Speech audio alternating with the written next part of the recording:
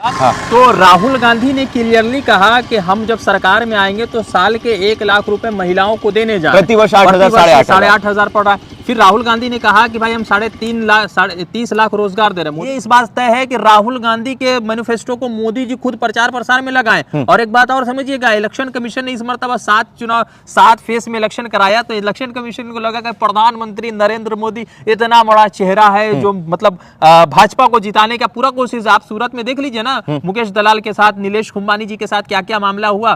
तो इनको लग रहा था कि 7 फेस में अगर चुनाव हो जाएगा तो मोदी जी का चेहरा आ जाएगा, राजीव कुमार जी को भी राज्यसभा भेज देंगे इस बार इलेक्शन कंप्लीट होने के बाद। वही चीज है। मगर आप देखिए 14 और 19 आज मैं अमरावती में उनका भाषण मतलब मैंने इस देखा, लाइव टेलीकास्ट देखा उनके चैनल पे, यूट्यूब पे। तो मैं आपको बता दूं अमान की आज इतनी भीड़ थी, इतनी भीड़ थी। और वो भीड़ ये नहीं थी कि उनको देखने आई थी। जैसा हम लोग कल पूर्णिया में थे तो वो क्या कह रहे हैं कि सम्राट जी आए हुए थे, राजीव सिन्हा जी, अजय सिन्हा जी आए हुए थे, उनको लोग देखने आए थे। और हमने जब माइक लगा के पूछा तो वो कह रहे हैं कि हम तेजस्वी को वोट देंगे, पप्पू यादव को वोट करेंगे। गांधी को मालूम है कि जब वो भारत जोड़ो न्याय यात्रा लेके जा रहे थे तो एक लड़का था जो मौर्य समाज से था, यानी कुशवाहा था।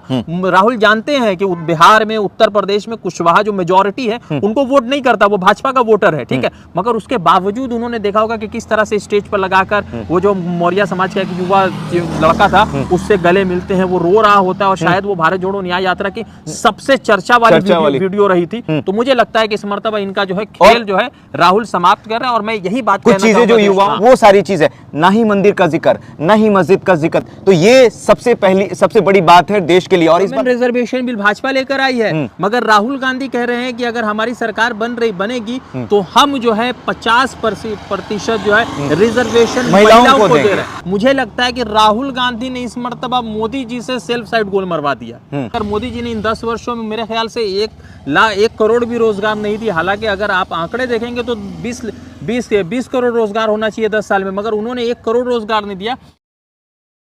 मेरा नाम है अमान और मैं हूँ रजा अंसारी। पूरे देश में चुनाव का माहौल है और पहला चरण खत्म हुआ। पहला चरण जैसे ही रजा भाई खत्म होता है, दूसरे चरण में जैसे ही लोग हवा बनती है दूसरे चरण का, तो इस देश के प्रधानमंत्री का एक बयान जो काफ़ी तेज़ी से वायरल होता है और काफ़ी ज़्यादा आलोचना होती है उनके उस बयान का। उन्होंने पहले सीमांचल में आकर यहाँ के लोगों को घुसपैठिया बताया और उसके बाद राजस्थान के बांसवाड़ा से कांग्रेस के मैनिफेस्टो को लेकर कहा कि कांग्रेस का जो मैनिफेस्टो है, जो ऐसा मैनिफेस्टो है जो देश के धन को लूटकर एक समुदाय और एक धर्म को बांटने वाला है। हमारे साथ रजा जी हैं। हाँ, और हम हैं और अमान है। हम लोग इस पर कोई इंटरव्यू नहीं कर रहे हैं, हम लोग अपना रिएक्शन दे रहे हैं कि आखिर देश के प्रधानमंत्री, क्या लगता है अमान कि आपको देश के प्रधानमंत्री ऐसा कर क्यों रहे हैं? मतलब कि अभी इससे पहले बहुत सारे ऐसे प्रधानमंत्री गुजरे हैं जिसने हिंदुत्व के नाम पर वोट तो मांगा होगा। मुझे नहीं लगता है कि यार ये प्रधानमंत्री इस तरह से बात कर रहे हैं। और पता है राहुल गांधी आज अमरावती में मैं उनकी भाषण सुन रहा था, उससे पहले वो उसके बाद वो सोलापुर भी गए, वहाँ भाषण दिया। मैं आपको बताता हूँ अमान, मैं कांग्रेस को लंबे समय से कवर करता हूँ, तो मैंने देखा ना कि आज शायद जिंदगी में पहली बार ऐसा हुआ और देश के इतिहास में पहली बार ऐसा हुआ कि एक प्रधानमंत्री दूसरे पार्टी के मैनिफेस्टो को खुद प्रचार कर रहे हैं। मतलब कि ठीक है आप उसके नेगेटिव चीज को बता रहे हैं, मगर नेगेटिव जैसे आपने बताना शुरू किया कि मुसलमानों को धन को वो जो है धन दे दिया जाएगा, हाँ देश की संपत्तियों को मुसलमानों को दे देगा, तो अमान आप यकीन नहीं कीजिएगा कि हम उसको देखने के बाद मेरे काफी सारे ऐसे मित्र हैं जो भाजपा के कोर वोटर है, डाई हार्ड वोटर है, मोदी जी को वो भगवान के बगल में रखते हैं। मगर मैं देख रहा हूँ कि वो लोग भी मतलब ये सर्च कर रहे थे कि क्या सच में कांग्रेस ने ऐसा किया। और राहुल गांधी जिनको ये लगातार अलग अलग धारणाओं की वजह से कर रहे थे, मुझे लगता है कि राहुल गांधी ने इस मर्तबा मोदी जी से सेल्फ साइड गोल मरवा दिया। अमरावती में मैं कसम से बता रहा हूं कि मैंने आज पूरे भाषण 35-36 मिनट का सुना, आप भी सुन रहे थे भाषण, मैंने देखा। उस भाषण में राहुल गांधी ने कहा कि मैं साल में हमारी सरकार, ये नहीं कहा कि मोदी की सरकार, ये नहीं कहा कि राहुल गांधी की सरकार, राहुल गांधी अपने तमाम घटक दल का सहयोग कर रहे हैं, तमाम को रिस्पेक्ट दे रहे हैं। और मोदी जी के एनडीए में 38 दल है, मैं आपको बता दूं 38 दल है मोदी जी के एनडीए में, मगर मोदी जी ने कभी नहीं कहा कि हमारी एनडीए की सरकार मोदी की गारंटी, हाँ मोदी सरकार। तो हमको नहीं लगता है कि यार ये घटक दल जो लोग उनके सहयोगी है वो लोग आपस में इनसे रिस्पेक्ट करते हैं, मगर राहुल जी ने कभी नहीं कहा कि राहुल गांधी दे रहे हैं या कांग्रेस दे रही, हमारी सरकार जिसमें इंडिया। भाई एक चीज समझना होगा, कांग्रेस का मैनिफेस्टो इस वक्त पूरे भारत के लोग जान रहे हैं और इसलिए मोदी जी के इस भाषण की आलोचना हो रही है। आपको समझना होगा कि जब भी मोदी जी का कोई मैनिफेस्टो होता है या कोई भी ऐसा कार्यक्रम जो भाजपा कार्यालय से बाहर निकलता है, तो प्रचार करने के लिए पूरे इस देश की जो मीडिया है, जो मेन स्ट्रीम की मीडिया है, जिसे लोग अब गोदी मीडिया कहने लगे हैं, वो उस मैनिफेस्टो का प्रचार करती है। लेकिन राहुल गांधी के लोगों ने, कांग्रेस के कार्यकर्ताओं ने, इंडिया अलायंस के लोगों ने अपने मैनिफेस्टो को घर घर तक पहुंचाया। क्या जरूरत थी घर पहुंचाने की, घर घर पहुंचाने की, लेकिन उन्हें ये देश के लोगों को, देश के हर नागरिक को समझाना है कि जो हमारा मैनिफेस्टो है, जो आपके आम जिंदगी में जो काम आने वाली चीज है, वो सारी चीज है। ना ही मंदिर का जिक्र, ना ही मस्जिद का जिक्र। तो ये सबसे बड़ी बात है देश के लिए। और इस बार देखिएगा 14 और 19 में जो माहौल बना था, देखिए मोदी जी अगर सत्ता में आज है तो वो अपने मैनिफेस्टो के बदौलत हैं, वो राम मंदिर के बदौलत, राष्ट्रवाद के नाम पर वो 19 में आए हैं। लेकिन आज वो अगर प्रधानमंत्री बने हैं तो वो महंगाई, बेरोजगारी, पेट्रोल, गैस, ये सारे मुद्दे के दम पर वो आज प्रधानमंत्री बने। और आज मोदी जी के इस स्टेटमेंट से ऐसा लगता है कि एक जीता हुआ प्रधानमंत्री, जिसको मैंडेट मिला, जिसको इस देश की जनता ने चुना, उसे अपनी हार नजर आ रही है। मीडिया उनके साथ है, पूरी मेन स्ट्रीम मीडिया उनके साथ है। जो लोग ईमानदारी से पत्रकारिता यूट्यूब पर कर रहे हैं, सरकार उनके खिलाफ है। तो आपको समझना होगा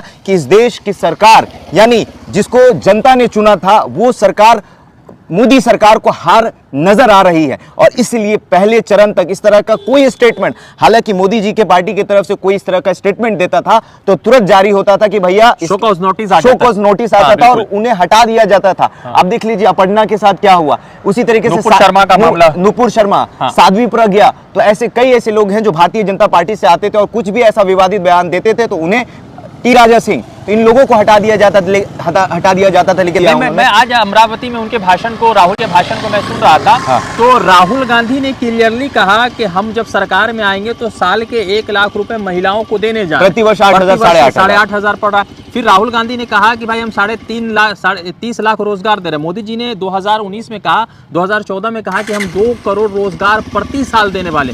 मगर मोदी जी ने इन 10 वर्षों में मेरे ख्याल से 1 करोड़ भी रोजगार नहीं दिया। हालांकि अगर आप आंकड़े देखेंगे तो 20 करोड़ रोजगार होना चाहिए 10 साल में, मगर उन्होंने 1 करोड़ रोजगार नहीं दिया।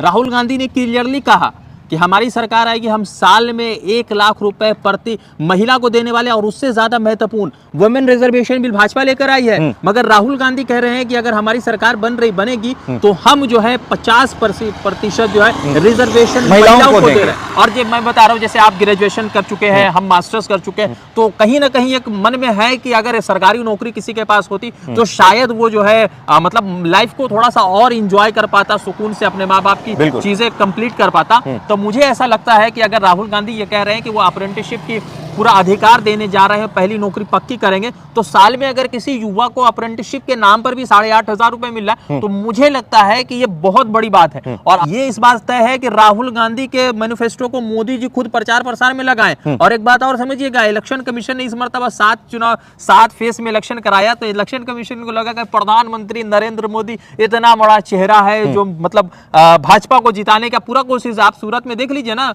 मुकेश दलाल के साथ, नीलेश कुंभानी जी के साथ क्या क्या मामला हुआ।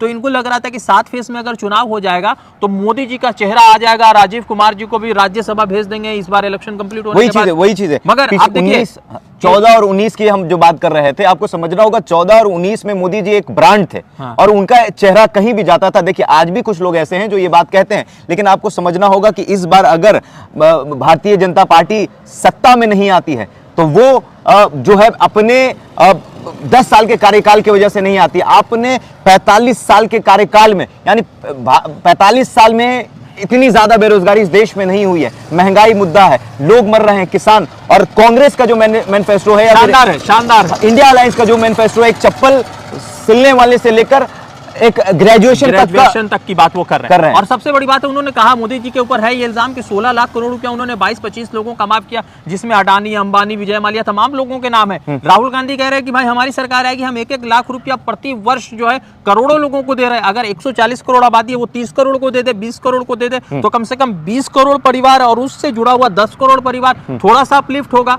ये बात कर रहे हैं, महिला को हम जो है रिजर्वेशन दे रहे हैं, महिलाओं को कितना टिकट इन्होंने दिया। बिहार में कुशवाहा समाज महिला के लिए क्या मैनिफेस्टो, मंगलसूत्र की बात कर रहे थे, तो मैं बता दूं कि अगर लोगों ने सवाल पूछ लिया मोदी जी से कि आप कह रहे मंगलसूत्र छीन लेंगे, तो फिर आपने जो है यशोदाबेन का मंगलसूत्र क्यों छीन लिया? आप शादी के रिश्ते को क्यों नहीं निभा पाए? कम से कम सोनिया जी इटली से आई है, मानते हैं, इस बात में कोई दो राय नहीं है, मगर सोनिया जी जब इटली से आई तो कभी भी उन्होंने अपने वेशभूषा, पहनावा, अपने सादगी, अपने चरित्र से कभी भी हिंदुस्तान को बदनाम नहीं किया। हिंदुस्तान का मान सम्मान रखा है। वो बहू बन के आई है। और मोदी जी को समझना होगा, अडवाणी जी तो शादी नहीं किए, योगी जी तो शादी नहीं किए, तो इनको समझना होगा कि शादी जब होती है तो बाहर से आती है बहुएं, तो वो हिंदुस्तान की बेटी, हिंदुस्तान की माँ बन, हिंदुस्तान माफ कीजिएगा, हिंदुस्तान की बेटी बन के आई है। हिंदुस्तान के कई सारे लोग जो है उनको माँ की तरह पूछते हैं। और ये जो है इस मर्तबा मोदी जी को 7 फेज में चुनाव करना मुझे लगता है कि भारी पड़ चुका है। राहुल गांधी ने इनको पछाड़ दिया पहला फेज में, दूसरा फेज होना है। दूसरा फेज में भी मतलब समझिए कि दूसरा फेज में और एक चीज महत्वपूर्ण बताता हूँ, बिहार में तेजस्वी, उत्तर प्रदेश में अखिलेश, झारखंड में हेमंत सोरेन, केजरीवाल दिल्ली में, महाराष्ट्र में उद्धव ठाकरे और आदित्य ठाकरे। कसम से मैं बता रहा हूँ कि ये तमाम लोग इनको जो है ना नाव में लंबा बड़ा छेद कर रहे हैं, जो पानी बरसेगा और उस तमाम छेद को जो है राहुल गांधी इकट्ठा करके एक बड़ा छेद में तब्दील कर दिए, जो इनके 2024 की कश्ती को इस मर्तबा लगता है कि डुबा देंगे। 19 और 14 की बात करें तो जो हिंदुत्व वाली बात करते थे, जो हिंदुत्व का जो कार्ड खेलते थे, वो कहीं ना कहीं 2024 में नहीं चला। आपको समझना होगा कि 14 में वो 2 करोड़ रोजगार के नाम पर आए, महंगाई के नाम पर आए, 19 में राष्ट्रवाद, हिंदुत्व का एक जो पिच तैयार किया था, उस पिच पर खेले भी और जीते भी। लेकिन अब जो है 24 में तैयारी तो उन्होंने इसलिए किया था, तैयारी तो उनकी थी कि 2024 में हम हिंदुत्व वाले पिच पर खेलेंगे। अब राम मंदिर को देखिए, यूसीसी को देखिए, एक देश एक कानून, और उसके बाद अब जो मोदी जी का एक बयान आया है कि भाई मुसलमानों को घुसपैठिया बता रहे हैं, देश की संपत्ति को लूट कर कांग्रेस मुसलमानों को देगी। तो सबसे पहले मुझे ये जानना है इस देश के प्रधानमंत्री से और भारतीय जनता पार्टी के हर उन नेताओं से, हर उन कार्यकर्ताओं से, आप खुले मन से, एक ऐसे मन से, एक ऐसे देश में जहां मुसलमानों की आबादी ज्यादा रहती है, आप उनके साथ भेदभाव कर रहे हैं, आप मुसलमानों को घुसपैठिया बता रहे हैं, आप मुसलमानों को लूटने वाला कह रहे हैं, तो यह बहुत शर्म की बात है। और मुझे लगता है कि आजादी के बाद से ऐसा बयान किसी ने संवैधानिक पद पर प्रधानमंत्री होते हुए किसी ने नहीं दिया। वाजपेयी जी प्रधानमंत्री रहे हैं, कभी नहीं दिया उन्होंने। माइनॉरिटी ने, मुसलमानों ने उन्हें, कश्मीर के मुसलमान तो उनको देश का सबसे अच्छा प्रधानमंत्री मानते थे, क्योंकि पाकिस्तान के साथ उनके बिजनेस शुरू हुए, तो पाकिस्तान के पैसे यहाँ आने लगे, यहाँ के कारोबार पाकिस्तान में फैलने लगे, क्योंकि पाकिस्तान भूखा नंगा, उसके पास कुछ नहीं है उस बेचारों के पास। और मुझे लगता है टमाटर खरीदने में परेशान पड़ने पड़े। मोदी जी ने वाजपेयी जी की भी बात नहीं मानी, उनका भी सम्मान रखते, राजधर्म का पालन करते हैं। खैर ठीक है, वो तो उनका है, मगर इतना मैं बता रहा हूँ अमान कि 2019 और 2014 नहीं है, अब 10 साल से युवाओं को रोजगार के नाम पे ठग रहे हैं। तो शायद लगता है कि इस बार जो युवा है, राहुल गांधी का एक चीज देखिएगा कि राहुल गांधी को मालूम है कि जब वो भारत जोड़ो न्याय यात्रा लेके जा रहे थे तो एक लड़का था जो मौर्य समाज से था, यानी कुशवाहा था। राहुल जानते हैं कि बिहार में, उत्तर प्रदेश में कुशवाहा जो मेजोरिटी है उनको वोट नहीं करता, वो भाजपा का वोटर है, ठीक है, मगर उसके बावजूद उन्होंने देखा होगा कि किस तरह से स्टेज पर लगाकर वो जो मौर्य समाज का एक युवा लड़का था उससे गले मिलते हैं, वो रो रहा होता है, और शायद वो भारत जोड़ो न्याय यात्रा की सबसे चर्चा वाली वीडियो रही थी। तो मुझे लगता है कि इस मर्तबा इनका जो है खेल जो है राहुल समाप्त कर रहे हैं। और मैं यही बात कुछ चीजें जो युवाओं के लिए है, जैसे उन्होंने ग्रेजुएशन के बाद पहली नौकरी पक्की की, अग्निवीर को लेकर, अग्निवीर बहुत बड़ा मुद्दा है, क्योंकि देश खतरे में पड़ सकता है। जो ट्रेनिंग एक आर्मी को, एक अच्छे सैनिक को कई सालों तक दी जाती है, आप 6 महीने का ट्रेनिंग देंगे, उसके बाद कहेंगे कि आप सरहद पे जाओ, आप लड़ो, आप देश के लिए मरो, लेकिन आपको कोई सुविधा नहीं दी जाएगी। अगर प्रधानमंत्री भी, इस देश के प्रधानमंत्री भी अगर चैन की नींद सोते हैं, तो जो लोग सरहद पर दिन रात जाकर इस देश की सेवा करते हैं, अगर उन्हें सेवा नहीं दिया जाएगा तो कहीं ना कहीं इस देश को खतरा है। तो जो कदम इंडिया अलायंस के लोग, जो कदम राहुल गांधी उठा रहे हैं युवाओं के लिए, तो मुझे ऐसा लगता है कि 2024 में जो युवाओं का जो रुझान है वो इंडिया अलायंस की तरफ है।